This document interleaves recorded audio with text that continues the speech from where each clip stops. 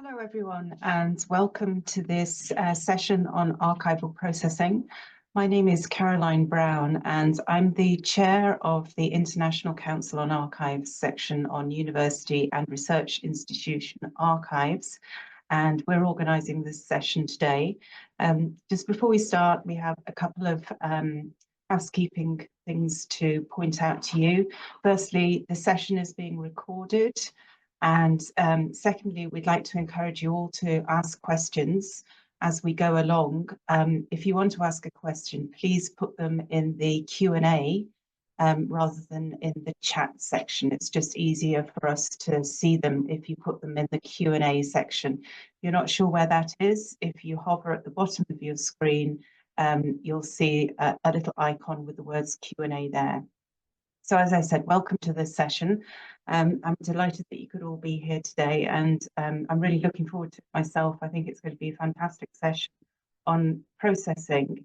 In the ICA SUV, we run a number of events that support university archivists, but other archivists as well, looking at best practice in areas that we all find interesting in terms of managing our archives. And archival processing is one of the things that I think we all sometimes struggle with. So I'm delighted that we're able to do this session today. It's grown out of a session that we run every 2 months called Community Coffee Cultures, which is an informal online session. Anybody can join, and it's an opportunity to discuss in a friendly and welcoming environment some of the issues that we deal with on a day-to-day basis, that it's often really rewarding to share experiences, particularly with international colleagues. So today is going to be a mix of a presentation, but then also hopefully that's informal and friendly and stimulating discussion so that we can learn from colleagues wherever we are in the world. So I'm going to hand you over to Venkat Srinivasan, who's going to be leading the session today. Venkat has been involved in the Community Coffee Cultures sessions, and he's an archivist at the National Centre for Biological Sciences in India, and he will introduce our 2 speakers today. So thank you, Venkat. Thank you so much, Caroline. And again, welcome to all of you, and thanks for being here. It's definitely the largest crowd we've had in the CCC series. So all credit to Laurel and Kate for making that possible. I'll quickly introduce Laurel and Kate, and then I'll come back for the discussion after that. Laurel McPhee is the supervisory archivist of special collections and archives at the UC San Diego Library, and she's worked there since 2014. She leads and collaborates with a team of librarians, manuscript processors, and specialists to make collections of personal papers, organizational records, unique visual resources, and digital objects preserved and accessible. She's a co-author of the 2020 revision of the Guidelines for Efficient Processing in the University of California Libraries, which we shall be discussing today. And prior to UC San Diego, Laurel worked in the special collections at UCLA, Los Angeles, Federal Libraries overseas, and museums as well. Laurel earned her Bachelor of Arts degree from Harvard in Cambridge, Massachusetts, and her MLIS from UCLA. Thank you so much for being here, Laurel. And Kate Dundon is the supervisory archivist for special collections and archives at UC Santa Cruz, where she oversees archival processing, accessioning, collection management, and bond digital stewardship programs. She too is a co-author of the 2020 revision of the Guidelines for Efficient Processing that we just spoke about. And prior to UC Santa Cruz, Kate held positions at Occidental College Library, New York University Law Library, and the New York Public Library. She earned an MA in Archives and Public History from New York University and an MLIS from Long Island University. Thanks, Kate. Thanks so much for being here. And I really look forward to your presentation and coming back for the discussion right after that. Thank you, Venkat. Those were really great introductions. I'm going to share the presentation now.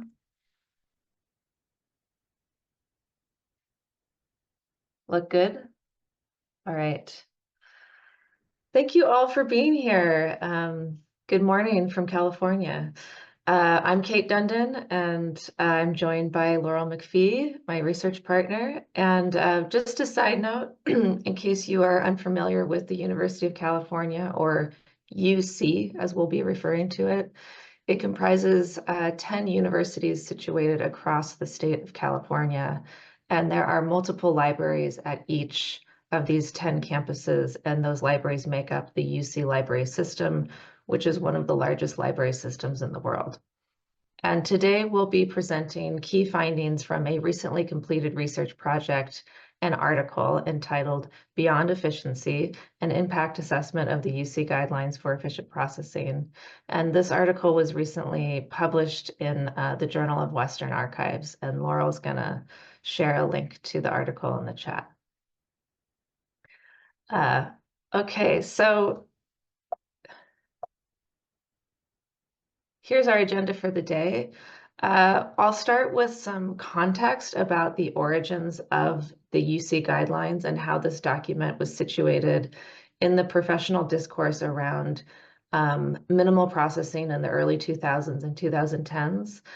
Laurel is going to give an overview of our research projects and our motivations for doing this work.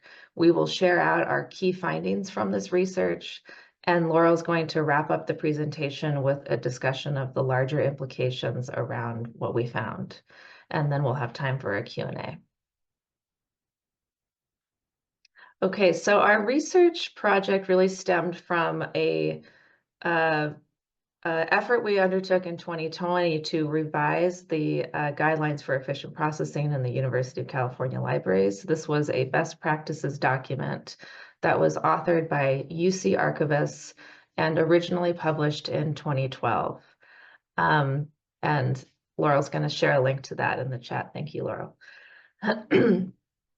So the development of this document, the guidelines, really emerged as a response to UC's sizable backlog of about 71,000 linear feet of unprocessed archival material, which if you lined up the boxes end to end in a single line, that would stretch 13 and a half miles. So just to visualize the size of the backlog back when these were published in 2012. So this document was really designed to change existing processing practices within UC libraries in order to reduce this backlog. So I just want to take a step back and give a little bit of background and context to when the guidelines emerged. So they really reflected broader trends in the profession at the time. And these included the emergence of the term hidden collections in the late 90s and early 2000s. This was really popular in article titles and grants. Also, they emerged from the concept of minimal processing, which was ushered in by Green and Meisner's influential article, More Product, Less Process, MPLP, which was published in 2005. And it also reflected conversations and writings about collections assessment throughout the 2010s, which people were seeing as a way to make more informed and strategic decisions around collection management. And the discourse around these topics over the past 20 years has really changed the way many archivists think about and approach processing. This is manifested in concepts like efficient processing, iterative processing, and extensible processing. This last one being articulated in Dan Santamaria's 2015 book, Extensible Processing. So I just want to take a moment to clarify what we mean when we are talking about minimal or efficient processing, and I use those terms interchangeably. And I want to do that, one, because I think it's important to understand kind of the motivations behind backlog reduction efforts. And two, some of the SUV section organizers suggested that this audience might be interested in seeing what minimal processing looks like in a practical sense. So we're going to get into that.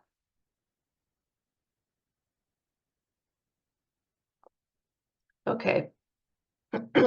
So this is probably a refresher for everybody, but I'll just do a quick review. The main tenets of MPLP, More Product, Less Process, are to get collections into the user's hands faster, arrange materials enough to adequately meet user needs. So this is what Green and Meisner call the golden minimum. To only take the minimal steps necessary to physically preserve the materials. So really relying on climate control to do most of the preservation work for you. And to describe materials sufficiently enough for use. And to illustrate this, I'm going to show you two finding aids, one for a sort of traditionally intensively processed collection and another finding aid for a minimally processed collection. And I just want to preface this by saying that these are just two examples. They're not like the ultimate examples. They're just two types. Okay, so here's a finding aid. It's to the David Brumage papers at UC San Diego. Brumage was a poet, writer, and educator in California. And you can see here, a great amount of detail went into the inventory. Every folder is sorted and titled. A lot of care went into arranging and describing this 40 linear foot collection to a detailed level. Laurel has shared the link to that in the chat if you want to peruse this finding aid and interact with it. Okay, so here's another finding aid. This is to the Sandra Faber papers at UC Santa Cruz. Faber is an astronomer and professor of astrophysics.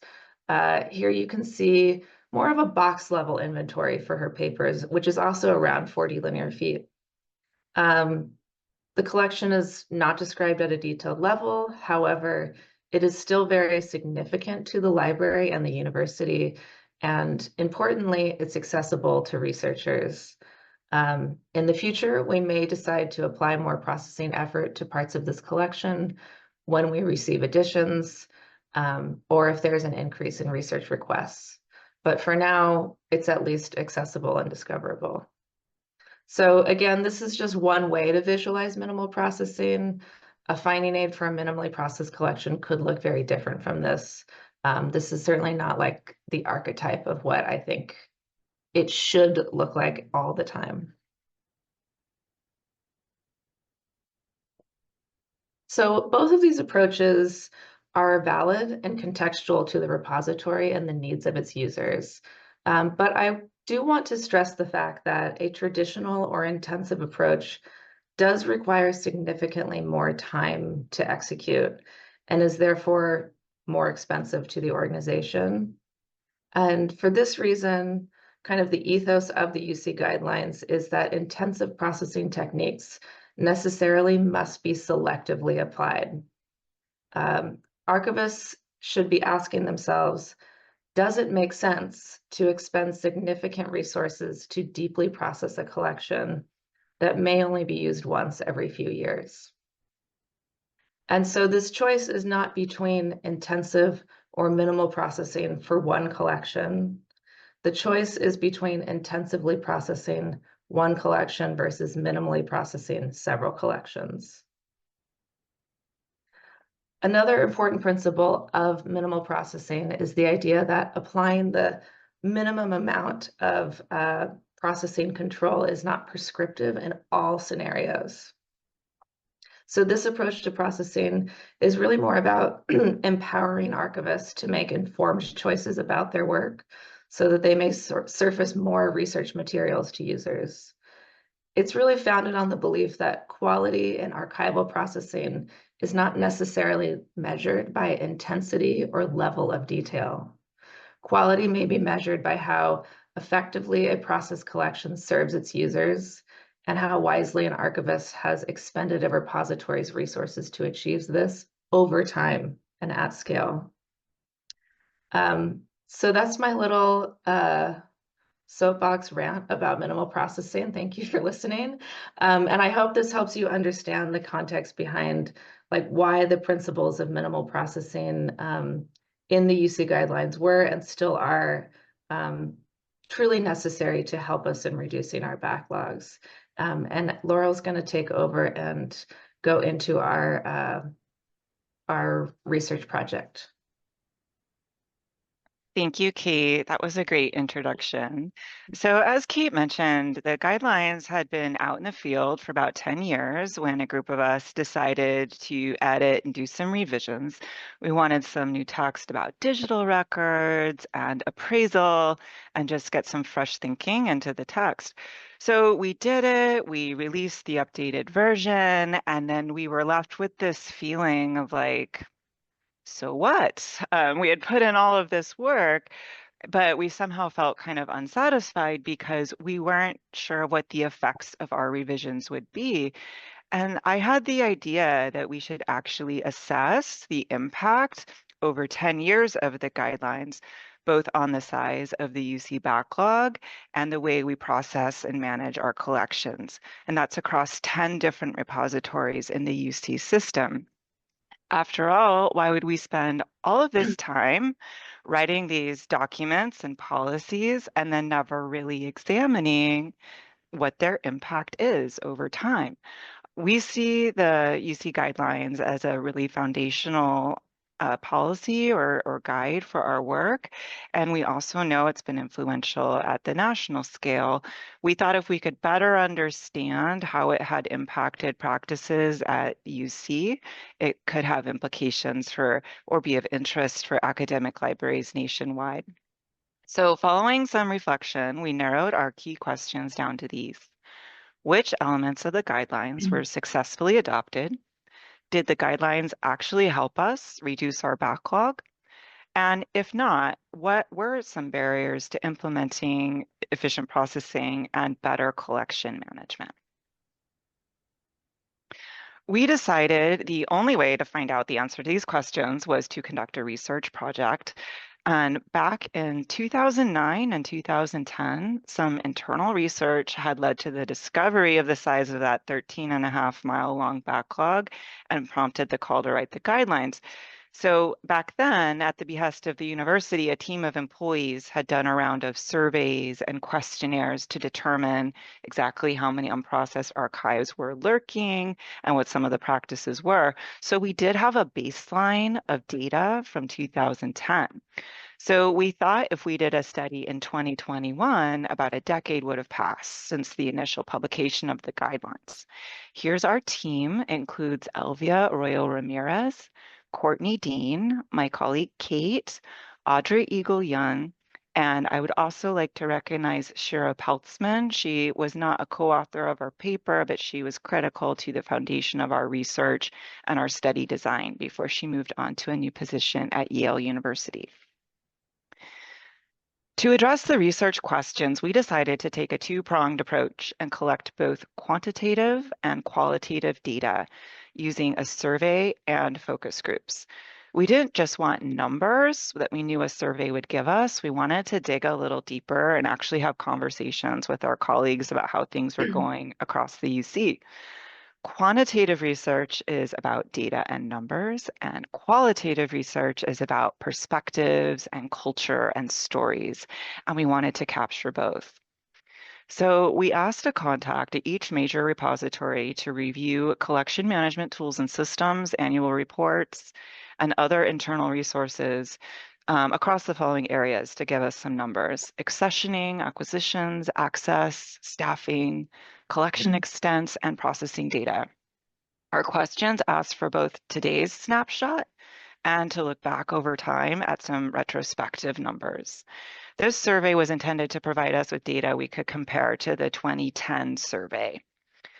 Following the survey, we recruited participants for focus group interviews. In total, we held 4 focus groups on Zoom. Identifying information was redacted from all of the transcripts, and we also gave our interviewees a chance to review the transcripts to redact any sensitive or identifying information. So after all of that, we had a lot of numbers and we had a lot of text to analyze to find out how the guidelines had actually been put to use. And now Kate will lead us through some of those findings. Thanks, Laurel. So we found that UC archivists have successfully adopted many of the guidelines into standard practice. Mainly the #1 core principle, which is aim to provide access to all holdings, received the most widespread adoption. And we estimate that approximately 98% of collections are discoverable with at least a collection level catalog record, regardless of processing status.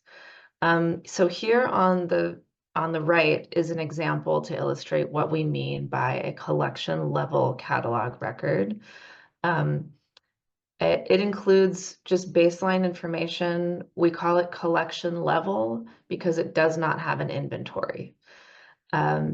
So this record here describes a 6 linear foot unprocessed collection.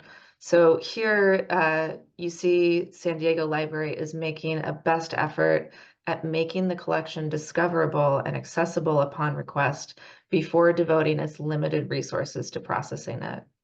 And publishing these kinds of catalog records is a primary way that we are meeting the objective of providing access to all holdings. And just a side note, related to this expanded discoverability, our research also revealed that almost all UC libraries now allow some degree of access to unprocessed collections, which is a change from traditional practice. And many of these unprocessed collections are only described in these types of records shown here. However, we also found that most libraries lack formal documented policies and procedures for facilitating access to unprocessed collections. It's more done on an ad hoc basis. So we see this as an area that could use a bit more guidance to really be effective.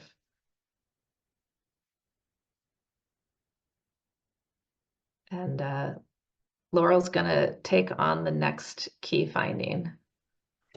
So another major principle of the guidelines that we explored was regarding that golden minimum concept, looking for the right level of effort. And we found a high level of understanding about what this principle is, but not perhaps high compliance with the recommendation.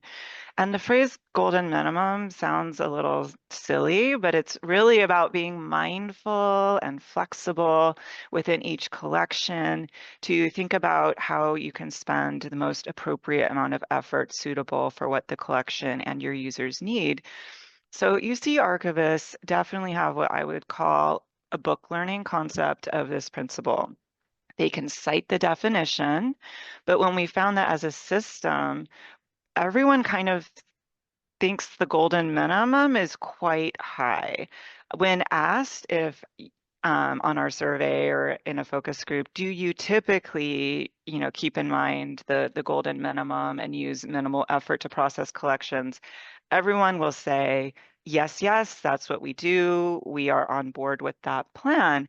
But when we ask them to actually check a box in a survey to describe the processing style that they actually use, 50% of repositories respond that intensive processing is employed just as frequently as minimal processing, and that's occasionally. Half of the repositories report doing low-level processing only occasionally, and that's kind of unexpected when it's the same amount as intensive processing. The guidelines have long encouraged low-level processing to be the most commonly used level, and moderate processing, which is probably not too far from what our pre-guidelines baseline was in 2010, is used the most frequently at 7 out of the 10 repositories. So this concept of relating quality of work or passable work, that's finding that best balance, to a high level of effort is actually quite sticky. We are not looking at a new reality where series level description and describing big runs of boxes of materials very minimally is really our reality.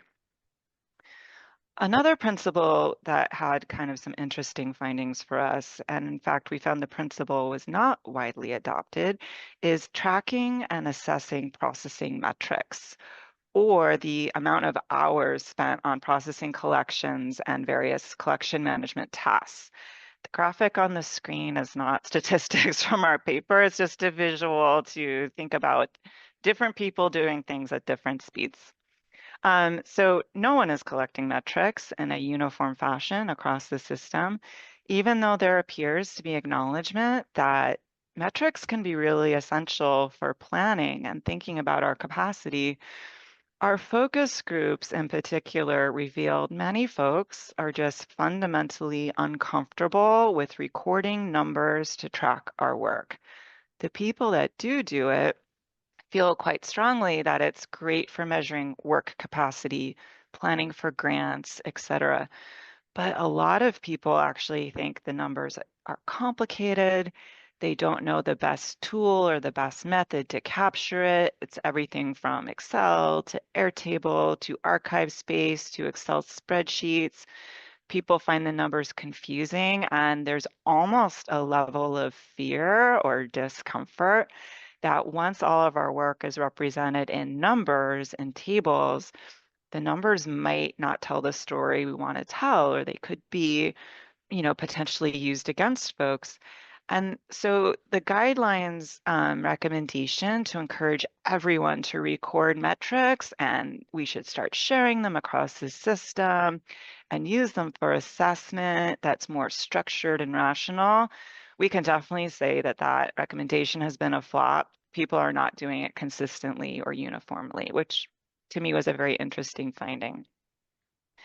Another recommendation of the guidelines that was not widely adopted was the use of value scores. So the guidelines contain very detailed guidance on how to evaluate collections in order to prioritize them in your processing queue and also to inform the level of effort to process them. So the guidelines has a big table and all these different elements. Each element has a numerical value or a weighted scale you can apply. So you could match this rubric to a collection, apply all these numbers, and then add them up, compare them to other collections, and then use that as a basis for your decision making. And this is a really popular concept. I've seen it talked about in articles and presentations, this concept of using rubrics to guide decision making. However, we found that only 2 out of the 10 UC libraries were consistently using the value score framework to inform processing. So personally, this was not totally shocking to me because we have never used the value scores at my library, but I kind of had this feeling in my head that everyone else was doing it and we were the only ones not doing it, and that turned out not to be true at all. Everyone's evaluating collections in kind of different ways or has a different policy, whether it's individuals or groups or just ad hoc decisions or being led by donors and concepts like that. So the value scores, despite all the detailed thought that went into them, are not really practically being used widely. So finally, a really key and concrete question we had was, did the guidelines help reduce the UC backlog? And the answer is yes. Our research revealed that the system-wide backlog went from over 71,000 linear feet in 2010 to about 55,000 linear feet in 2022. That is a 17,000 linear foot backlog reduction over 12 years. And we do believe the guidelines approach played a major role in this accomplishment. However, and this is a major point, simultaneous to the backlog going down, the overall system-wide holdings nearly doubled from around 250,000 linear feet in 2010 to almost 500,000 linear feet in 2022. And while individually each repository publicly reports their footprint number every year, they've never really been added up and considered and assessed as a whole. So we have 2 things going on. The backlog has gone down in real numbers as well as a percentage of the total footprint. But, oh my goodness, we realized the entire footprint had doubled. Clearly, this is not sustainable for the next 10 years of growth. Thank you, Laurel. So in answering our final research question, which is what are the barriers to implementing efficient processing and collection management, we discovered some interesting information and drew some unexpected conclusions, and I'm going to just review 3 of those here. So one, we found evidence of a 25% staffing reduction in employees responsible for processing between 2009 and 2023. This created, or perhaps was created by, what we see as a norm of insufficient staffing for processing and a widely accepted do more with less mentality, which we found to be damaging to employee morale. A common method of addressing understaffing over the years has been to hire temporary archivists who, spend their time learning the collection, and then they have to move on because they aren't retained. We know that relying on temporary workers for essential archival functions like processing is widely acknowledged by the profession as damaging to workers, institutions, communities, and collections. Two, we found evidence of a pervasive culture in UC libraries that tends to favor acquisitions at the expense of providing access through processing. We see this as a resource imbalance and something that is chronically embedded in the workplace norms of academic libraries, not just UC, culturally in our profession. This is common. This does not necessarily mean that selectors and curators in UC are acquiring things without thoughtful consideration. In fact, we found strong evidence of a practice of aligning collecting with collection development policies across the system. However, we also heard feedback that acquisition decisions are not necessarily informed by processing staff capacity, existing backlogs, and available storage space. So we see an opportunity here for more conversation around this tension, particularly around how to incentivize selective collecting of the most valuable and impactful materials in our collecting areas. And three, we found a common sentiment that there is a gap in capacity for developing and sustaining collection management infrastructure. Ongoing temporary staff turnover has had an effect of decreasing capacity for long-term infrastructure development, such as developing workflows and capacity for audiovisual and born digital processing and preservation. And additionally, constraints on storage capacity continue to challenge our ability to plan for the future. So there are opportunities to engage with the guidelines to address many of these pain points and kind of examine them a bit more deeply. These include examining the systematic collection and leverage of metrics, reconsidering the application of value scores, and emphasizing appraisal decisions that factor in responsible stewardship and realistic capacity constraints for the future.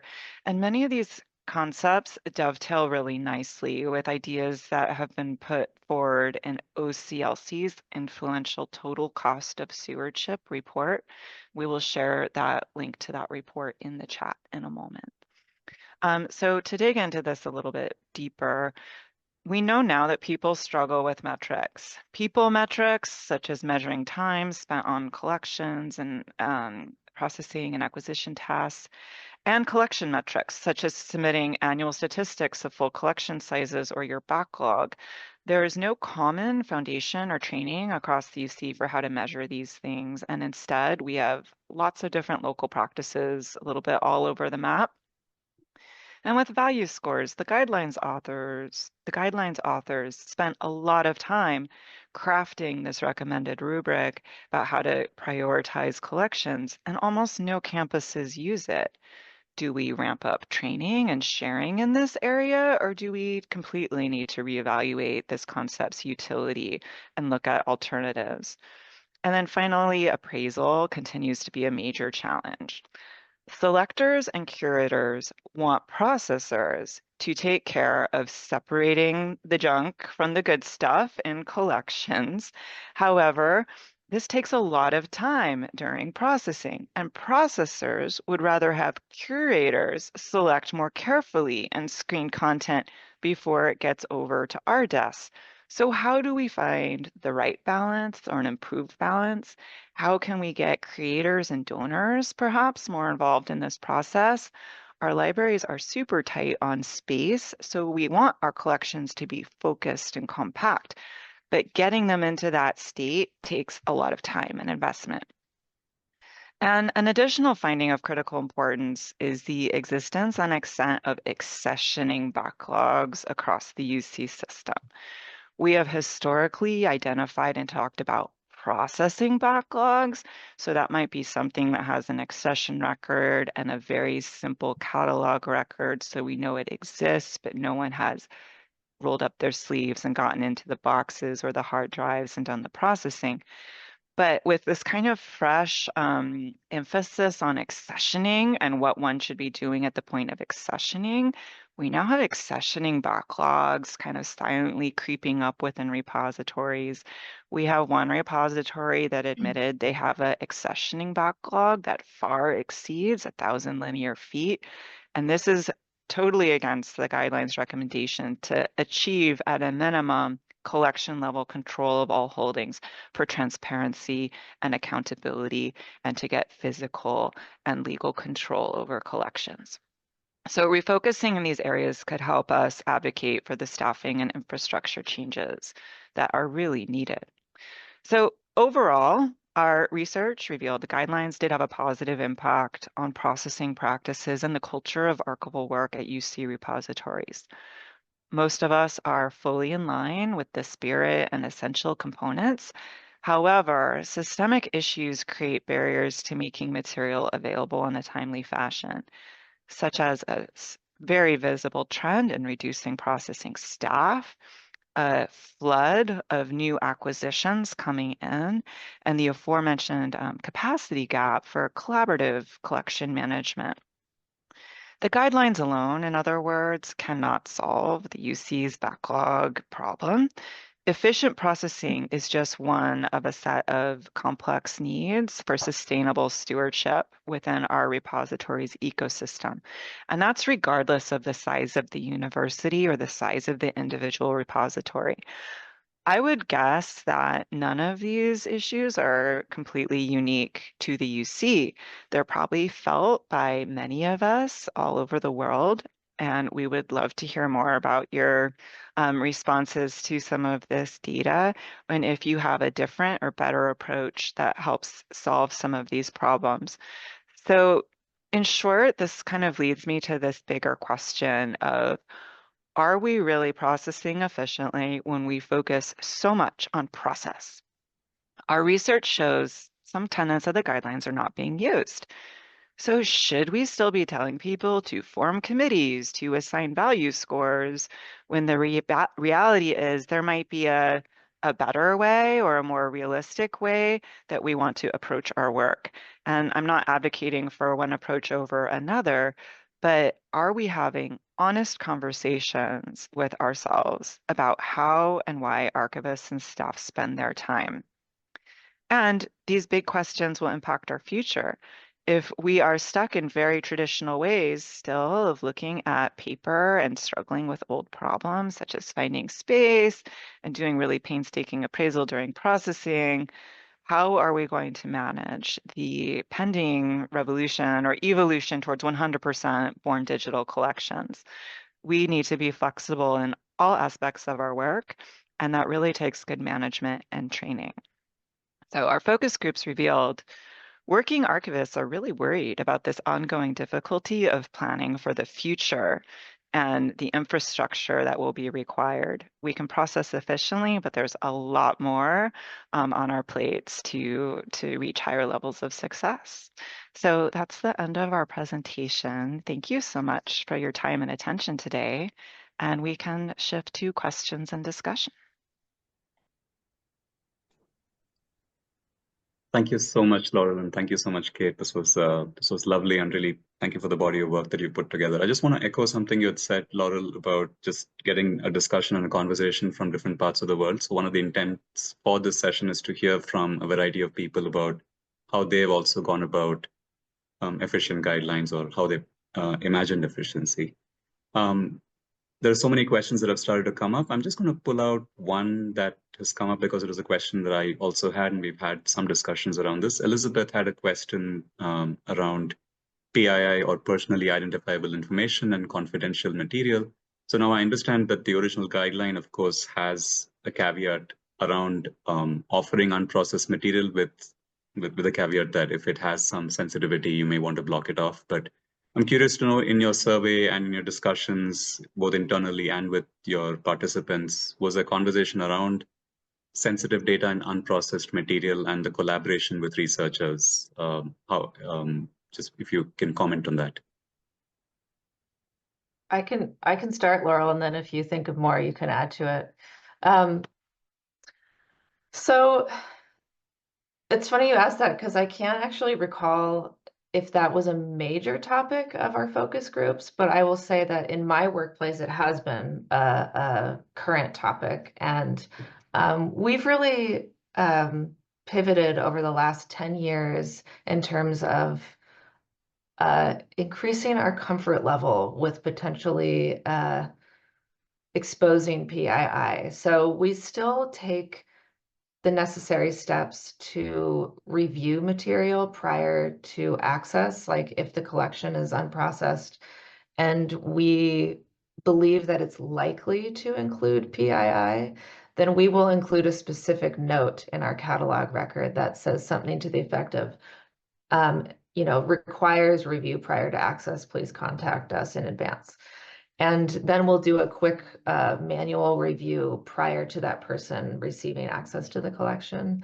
But we've also rewritten our access policy to include a specific section on personally identifiable information. And we vetted this with our campus legal counsel as well. And so of course they added a little bit in the policy that indemnifies the university for any wrongdoing.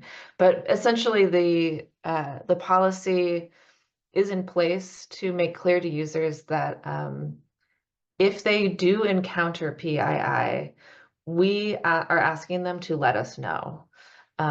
So whether or not everybody reads our policies in detail is another question, although we do require that they agree to them when they register with us.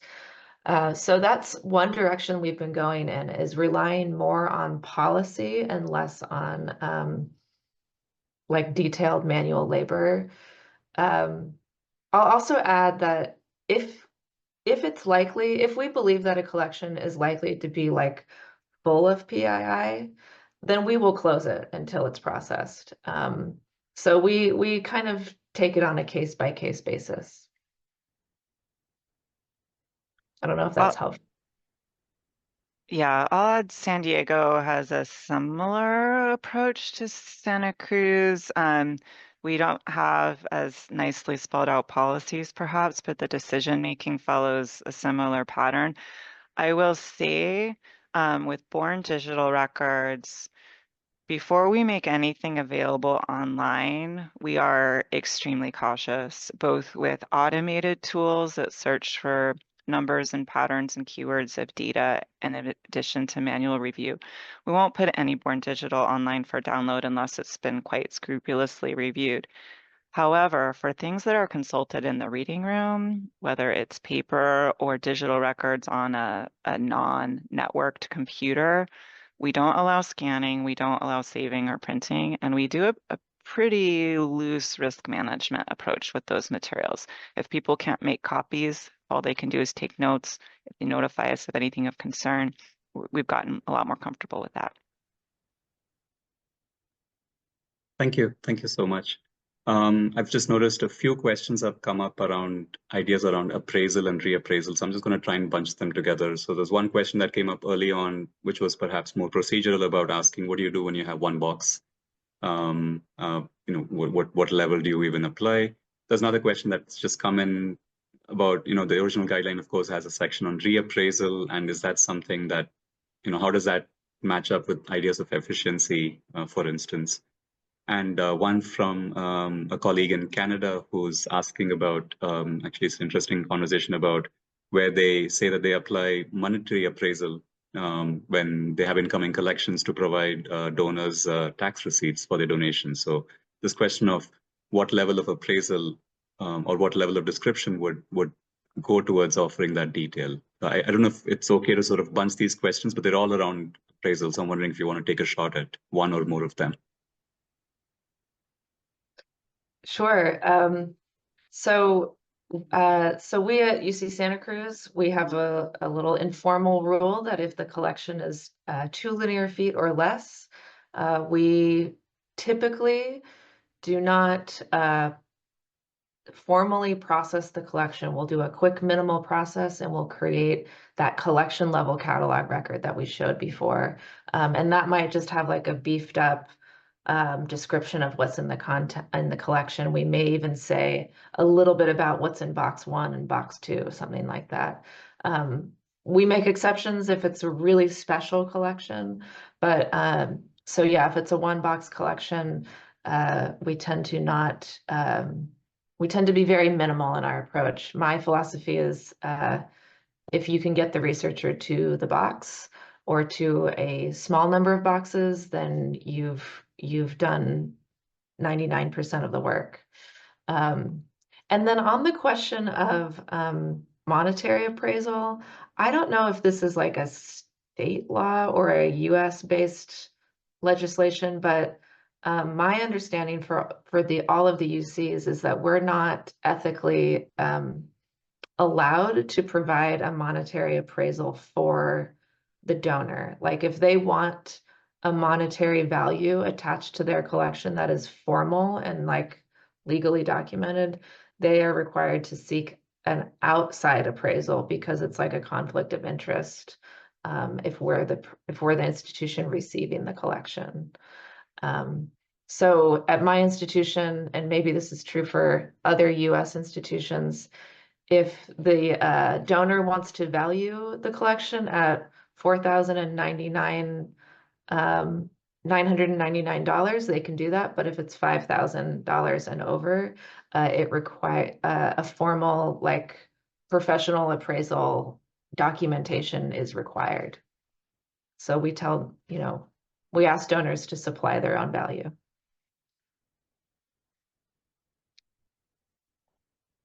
And then I forget the second question. There's one quick question around reappraisal. Has that sort of come in the conversation when people are factoring in into the actual processing of the material? Has that come up in any of the survey conversations? Laurel, I don't think that came up. I'm trying to remember. But yeah, perhaps not in those words. Oh, but finish your thought. I will say, I'll just share that we've been doing some reappraisal at my institution in the past few years. We've been undertaking a retrospective accessioning project. So those accessioning backlogs that Laurel described near the end of the presentation, we have one too, right? So it's material on our shelves that has never been accessioned and may or may not have paperwork associated with it. So we've been reappraising those collections and deciding, do we keep them? Do we return them? Do we transfer them to another institution? We have not really undertaken a lot of reappraisal of a collection that's already been processed. I think our feeling is like, we did the work, let's keep it. I think reappraisal is becoming a more fresh and current topic because of our space constraints system-wide. I know at San Diego, there was a very different outlook in the 80s and 90s regarding space. I think at that time we felt, or the staff at the time felt, there was plenty. And in addition to meticulous processing, everything was kept quite often. Now we look back at those old collections and I often hear the refrain of, why do we have this? Why was this run of reprints kept in this collection of faculty papers? Or why do we have these subject files of random newspaper clippings and background material that may not be unique or helpful to current researchers? So we have a very different lens now. And we also have space constraints. So we will selectively look back at older collections and reappraise, sometimes at the series level. But there's always that balance of how we spend our time, right? Are you circling back to collections that might have a lot of chaff mixed in with the wheat, so to speak? Or are you going to keep forging ahead and looking at new material? There's this constant balance of time. I will also add that there's two huge offsite storage facility warehouses for the UC system where boxes are shelved by barcode according to size. And so for the campuses that send off a process collection to an offsite warehouse, it has become incredibly difficult to reappraise or circle back to those collections and consider deaccessioning because the box has a barcode with a spot on a shelf, and they are very difficult and time consuming to reuse or just transfer to other bib records in the catalog. There's been a lot of resistance to going like into the depths of the warehouses and pulling out old collections and taking a fresh look at them. And I think our research gives a little impetus or push behind some new thinking that, this is a problem that can be solved if there's the political will to work together collaboratively to fix it. If there could be reappraisal and reassessment on older collections that are in these warehouses, if people actually felt they could eliminate boxes, that would create room for new collections. And we need to find a way to solve the logistical and just bureaucracy rules that are preventing this type of work from taking place. Thank you. Thanks so much. I also noticed there was one question that Kate's actually answered in the text, so that's great. But there were a couple of questions around the survey and the actual statistics that you'd gathered, which I also was just quite impressed that UC has all of this data. So I am just in awe of the fact that you have this, that you're able to look at. There's one question early on, if one of you could maybe just respond in the chat as well about the actual survey questions. I think someone wanted to sort of get a sense of what the wording was of those questions. So I'll just leave that as something that maybe you can just respond via text in the chat. There's one question that came up. I'm not sure how to bring it in. It was a question around ISAT-G as a standard and just asking, if that was used. But maybe I'll just broaden that to ask if from what I understand, at least in the UC system, it is an implementation of the ISAT-G standard in terms of the archival description that is practiced. Is that correct? So we tend to rely more on DAX, describing archives, a content standard. That's the description standard that we're using. But maybe I'm not understanding the question correctly. Right. I suppose it's more specific. I mean, I guess this person's asking about what was the standard that is being used and how was it applied. But I was just trying to broaden it to ask maybe from the perspective of guidelines for processing and efficiency, did the question of what standard is used and what kind of description is required come into play? And perhaps this ties closely to your initial conversation around the level of processing, how intensive or how moderate or how low the level of processing would be. So just wondering if you'd like to comment on, does the description standard impact efficiency? Yeah, that's a good point. I will, here in the answer to this, I'm sending a link to the description standard that is prominent in the US. Of course, we have to have our own. That's different for everybody. But so I've shared a link to DAX there. And so there's a component of DAX that's called the single level minimum finding requirement for what can go into a finding aid. And if you go to that link, you can find that single level minimum requirement, and it's pretty baseline. I think it's like maybe 5 or 6 fields to include, and the guidelines does reference that. So they were in conversation with each other, the UC guidelines and this descriptive standard. So I think the answer is yes. this descriptive standard does come into play when we're thinking about efficient processing. Like there is room in this standard to minimally describe a collection. Does that get Thank it? you. Yeah, Okay. thank you. Yeah. I'm just going to take a step away from these questions also, because there was a question that I wanted to ask earlier.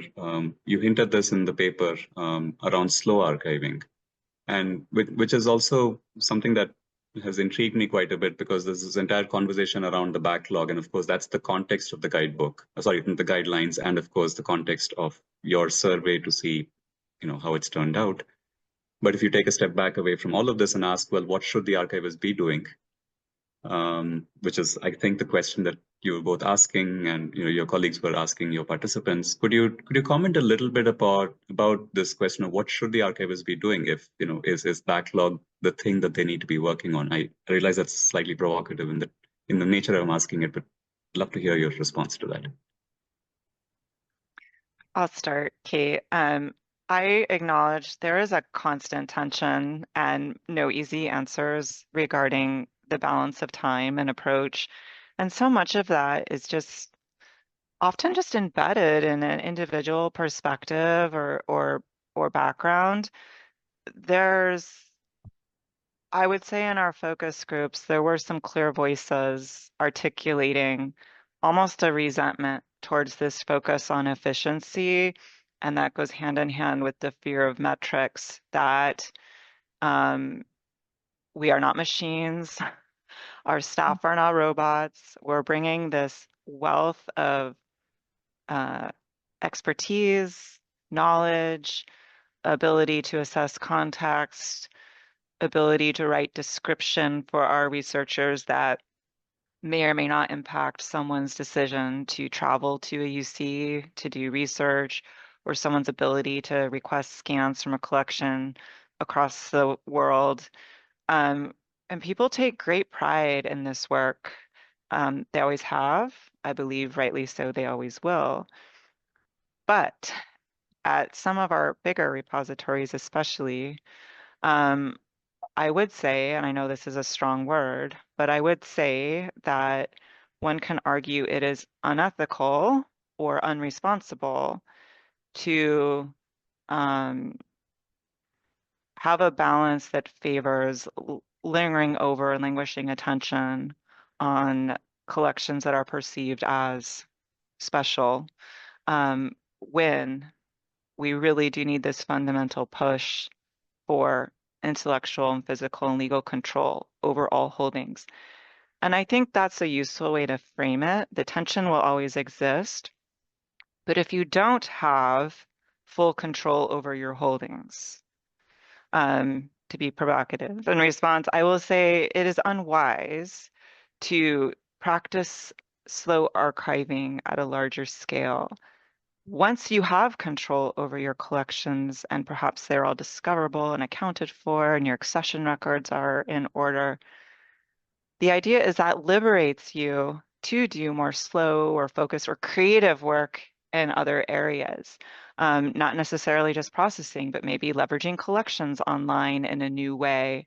Once you have that baseline control in an ideal world, that liberates you to make a mindful choice about how time is being spent instead of just grind on the processing.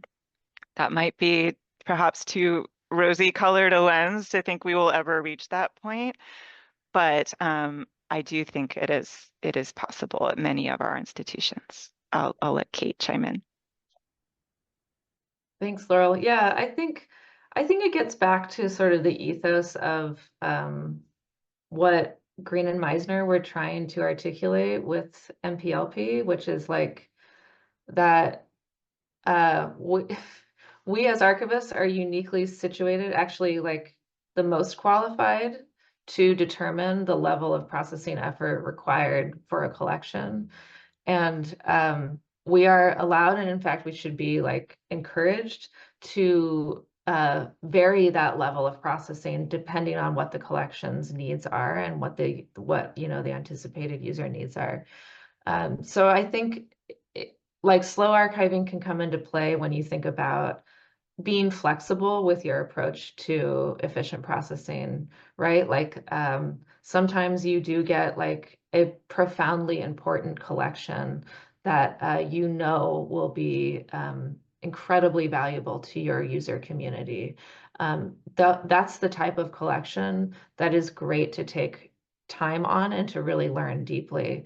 But it's important to sort of temper that with the reality that 95% of our collections are used pretty infrequently, right? Like I think most archives, if you were to chart the use of your collections, you'd see that long tail visualization on a graph, right? So like we at Santa Cruz, I look at our collection use statistics each year, and we have our top 10 collections that get a lot of attention year after year after year. So knowing that that's the reality, I think it's important to like balance your slow archive approach, your very intentional deep collecting approach for reserving that for collections that are really going to get used. Caroline. Yeah, sorry to jump in. I can't type in the question box, I don't think. So I thought I'd put my hand up.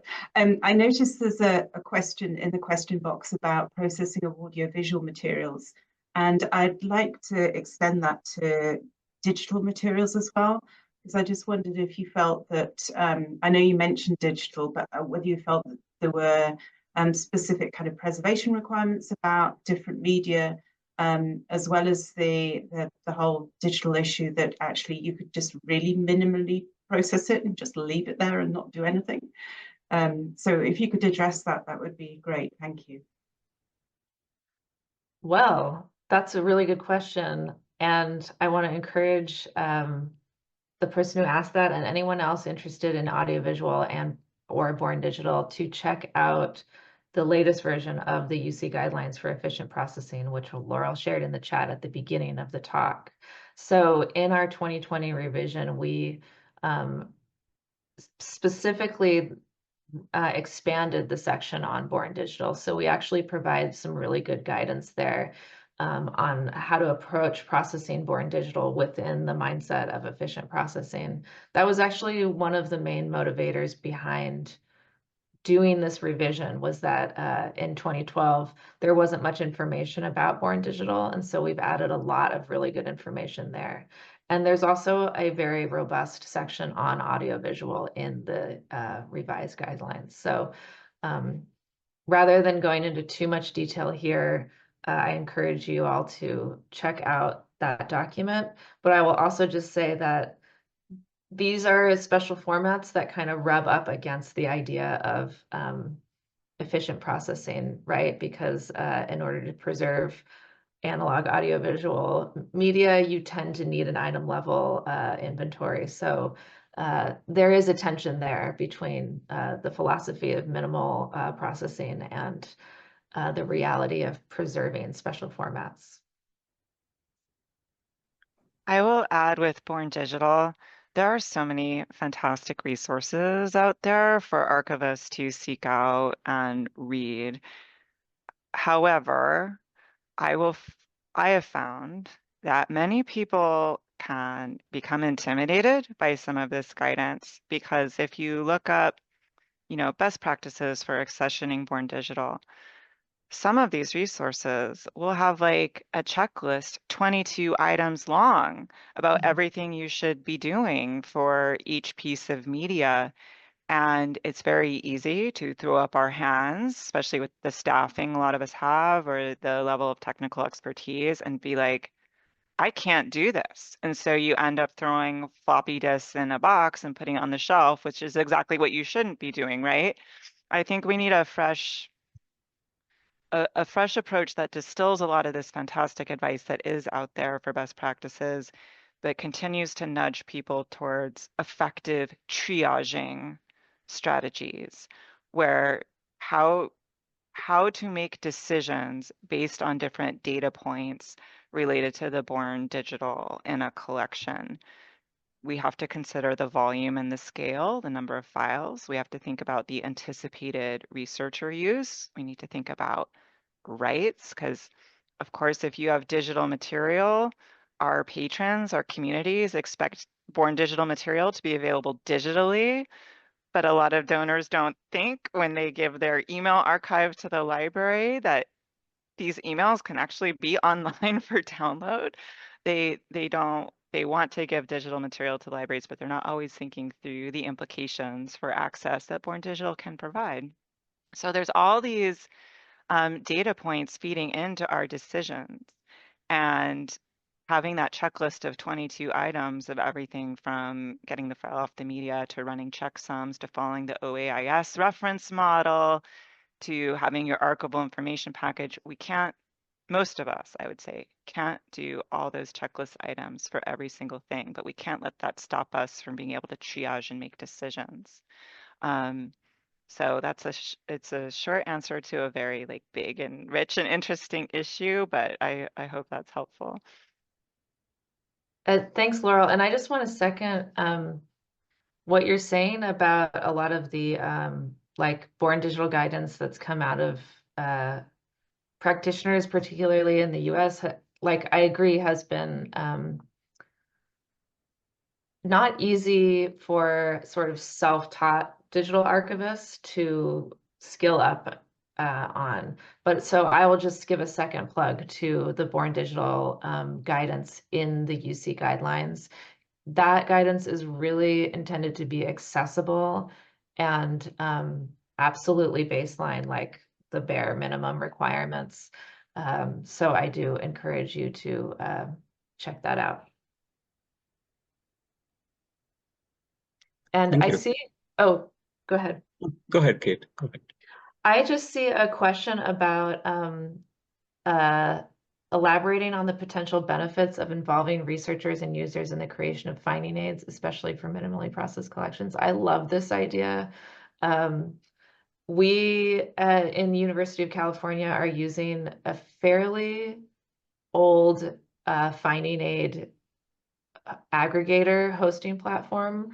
It's made by our California Digital Library, which is part of the UC library system, and we're so grateful for them providing this platform. However, it is limited in its ability to like interact with users, right? Like nobody can comment on it. It's pretty one-sided. And I have this fantasy of being able to open up finding aids for commentary and exchange. I would love to see that. And I just want to add a link here in the Q&A to a great article that has been around actually for a while. So this is not a new idea of creating more space for engagement with your finding aids and allowing users to like comment back and have a conversation with you in the space of the finding aid. So unfortunately, I think the answer is like, no, we haven't done a lot of allowing researchers to inform the archival description. We've had mixed results at San Diego. I think some creators and donors, no matter what their field is, they're like innate archivists. Like they understand the utility to us of spreadsheets or having a list of not just giving us slides, but giving us description with the slides. Like they have that innate understanding of organizing their own material and how powerful it is when we can use their words to describe their content. And we're trying for more of a push and more communication with donors. I'm not in the curatorial sphere, but it's always my recommendation that if we have the opportunity to work with a living donor, we should tell them how important their words and their perspective and anything they can contribute to the organization or the description of the collection is. We have had some success stories. We've also had situations where a creator says they're really excited to contribute, and in fact, they want more control, especially regarding images. And we've used a software tool called Shared Shelf where we can upload scanned images and share them with a donor with all these like easy to fill fields set up. And often those have kind of flopped. And again, it's not the fault of the creator necessarily. They just might not be prepared for the amount of time it takes to add that value to content. So we'll send the links or work with them on the images, and we just kind of enter a sit and wait type of pattern. I don't blame the creators at all for experiencing the difficulty of following through and kind of a bigger vision and a bigger promise. So it can work both ways, but I think it's really important that the conversation happens. That's the most important thing, that people understand a little bit more of the value that we add to their materials when we take on all of this work that we do that is often so invisible. People can see a beautiful digital object or finding it online, and they know they gave us a hot mess of boxes, and they're excited and grateful, but they don't understand all the work that went in to translate one to the other. So the conversations are really important and might bring new opportunities. Speaking of conversations, there's one more question, and I see maybe Kate's trying to respond to it. But this is about perhaps conversation with curators to see if there's been some sort of work towards pre-appraisal or creating some sort of a model for implementing a better or more consistent pre-appraisal process. If I may, I wanted to stack on a comment because I remember reading this in your paper from the participants about where they were commenting around staffing, and you'd mentioned the reduction in the processing archivist staffing. And if I'm not mistaken, I think there was a comment about an increase in staffing for curators over a decade or so. I don't know if I mean, these are completely different questions, but since they're both talking about curators, I just thought I'll just pull them together to see if you could reflect on this as maybe a broader conversation around not looking at the backlog, but seeing what you do with the material that's been processed, which is perhaps the reason why an administration pushes money towards the curators. But anyway, so two different questions around curators. I feel like this is just the perennial deep issue of our profession, at least in my communities that I'm circulating in professionally. This tension between, as Laurel sort of laid out more articulately than I'm going to, this tension between, archivists on the processing and accessioning side wanting for curators to do more pre-appraisal work, and for the curatorial side sort of assuming that that work is going to be taking place during processing, or maybe they have good reasons, like they're not able to do the level of pre-appraisal that is desired during the acquisition phase. And I will just say that I've been lucky enough to participate in a really great group that is currently about to release a new national best practices document called the Archival Accessioning Best Practices. And I'm going to share a link here to our pre-approved version of it. So just note that it has not reached its final state, but it is open and available on the web. So I'm going to send that in the Q&A here. And it has a whole section on pre-custodial appraisal and its importance to accessioning and by extension processing. But I will say that this is not an easy to fix issue. And I feel like at this point, the needle isn't going to move if archivists and curators are just butting heads on the issue. I think there needs to be sort of a leadership level cultural change around resourcing this work. So, and I have no beef with curators. It sounds like a dream job to me. Why would you not shop for a living? I think that's amazing. So I know no shade to the curators. I think that we're in this system together, and I think we need to find ways to be working together and more instead of sort of like scrambling for the crumbs that we have made available to us.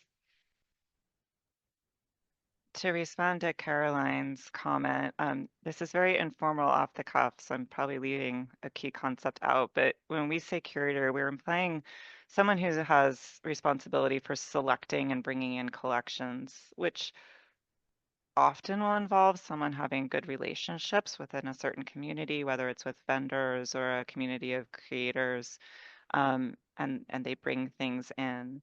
I think a phrase that Kate mentioned, like, for so many folks, it's a dream job, and your job is to shop, or she used a spin on that. I think it is a space for growth for repositories to examine how they create and craft job descriptions for curators, that it isn't just about, or perhaps it ought not to be, 100% about just bringing things in, when there may be opportunities for interpreting collections, talking about our collections, exhibiting either in person or in online exhibits, participating and hosting in intellectual conversations about collections, professional societies that focus on subjects of our collections. There is so much amazing room for curatorial and selector thinking and leadership. And not at my institution, but there are UC repositories that have tried to insert structure or guardrails around the curatorial role, such as giving them quotas about the number of items or linear feet they can bring in per year, or having very severely restricted budgets, like these very concrete roles and sometimes rules. Like a curator can't bring in a collection without filling out this 5-page form. So we're trying, but I think there's a natural resistance to those type of really concrete guardrails, and whether they will be successful over time will take a little bit more time to kind of ferret out and discover. But I love the idea of curators being defined as more than just people who bring in collections, and I'd love to see their engagement with collections.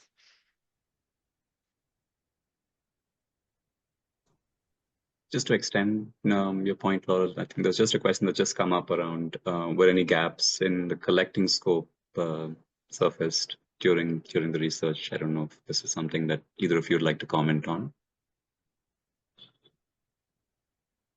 I don't think we really addressed that in our research.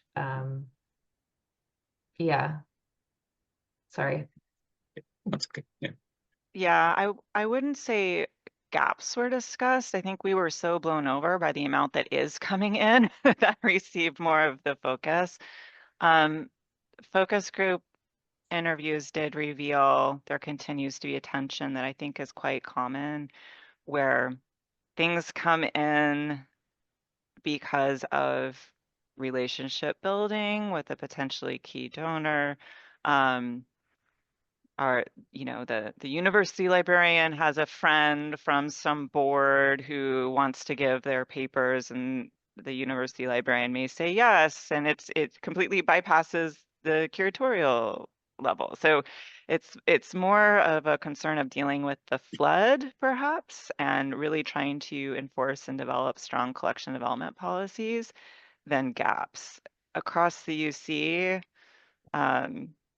we probably need more refined policies than thinking about like where the holes are. Yeah, and I'll just add that coming out of this process, this was authored by archivists from four different UC libraries. And I learned so much about how our libraries do and don't interact with each other through this research project. And I did see like, oh, there could be potential for like more conversation around like sharing collecting policies. And maybe that those conversations are happening and I'm just not aware of them. I know that our heads of special collections, they all meet on a monthly basis, so they are communicating about issues that are important at the leadership level for our archival departments. But you know, we tend to, the University of California library system, our circulating library collections have really in the past decade kind of gone toward the idea of it's one collection. Like a couple of years ago, our library system adopted a single cataloging system for all of the libraries, and that we never thought we would ever get there, and we did it. And so we rely much more on interlibrary loan than we ever have before. Right now, maybe some of you are aware, all of the University of California campuses budgets are being cut by the state government. So that is trickling down to many of our libraries, particularly Santa Cruz and San Diego, where myself and Laurel are situated. So library budgets are being cut. That means collecting budgets are being cut. We can buy fewer books. That means we have to rely on each other more. So I think it could be interesting to think about sharing our archival collecting policies a little bit more, because we're all in California. So in a way, we're all collecting California, and there could be a little bit more intentional distribution of the collecting focuses.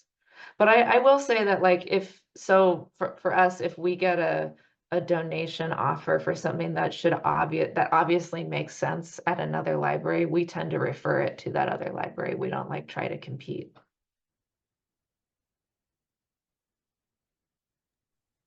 Got it. Thank you. Thanks so much. There's one remaining question which I wasn't sure how to frame or reframe here, but I noticed, Kate, you were trying to respond to it.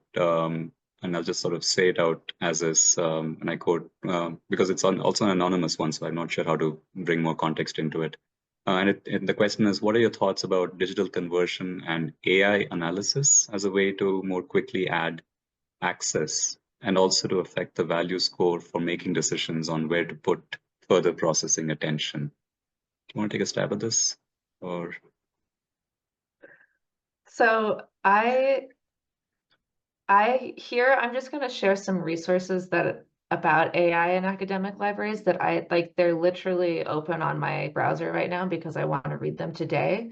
So I'm going to share them here. And one is the IFLA. They just produced a new trend report in libraries, and I thought that was good for this international context. And then my colleague actually just recently published a really great article of more of a critical stance on AI in academic libraries. So I'll share those. But I will just admit that I haven't really myself considered use of AI in appraisal and in determining processing levels or in archival description, although I know that there's talk about that. But I'm a little bit of it's AI, Trump, and crypto are I shut down whenever I hear anything about that. So I do admit that I'm a little undereducated about AI and its applications in archives.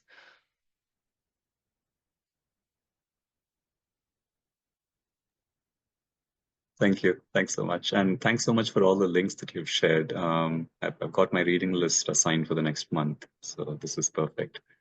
I think that's about it as far as the questions go. I'm wondering, Caroline, is there something else that we should bring up, or should I?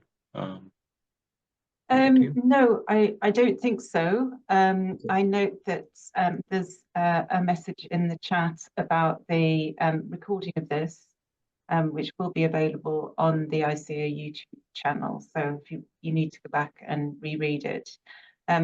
Yeah, I should know this, but how do you save the question and answers if we want to save all these links? Someone from ICA tell us. Is it possible to save the links, or should we just all click on them really quickly?